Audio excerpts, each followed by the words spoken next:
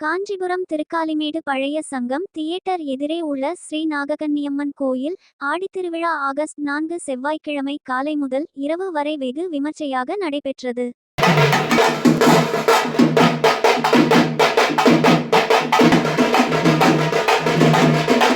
காலை 11 மணியளவில் அம்மன் குடம் வீதி உலாவும், அதைத் தொடர்ந்து 108 பால் குட ஊர்வலமும் நடைபெற்றது.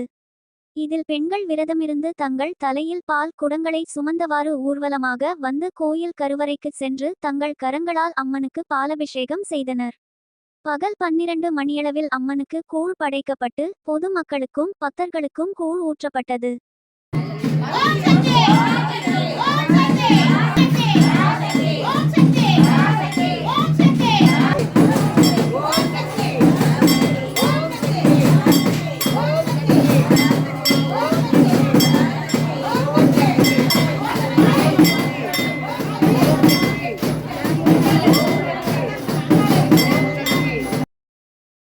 இந்த விழாவில் காஞ்சிபுரம் நகர முக்கிய பிரமுகர்கள் மற்றும் பக்தர்கள் பெரும் திரளாக கலந்து கொண்டனர்.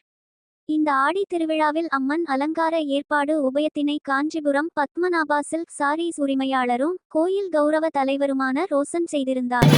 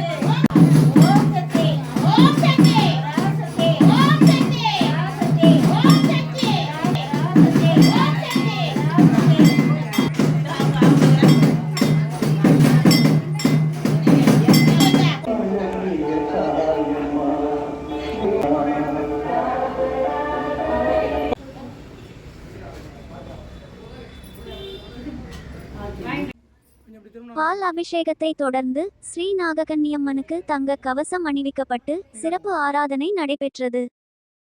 மாலை 6 மணியளவில் நாககன்னியம்மன் பலவண்ண மலர்களால் அலங்கரிக்கப்பட்டு வீதி உலா நடைபெற்றது.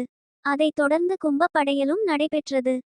இந்த ஆடி திருவிழா ஏற்பாடுகளை ஸ்ரீ நாககன்னியம்மன் சாரிட்டபிள் டிரஸ்ட் நிறுவனர் ஜெய் லீலாவதி மற்றும் தர்மகர்த்தா சவுந்தர் குழுவினர் மிக சிறப்பாக செய்திருந்தனர்.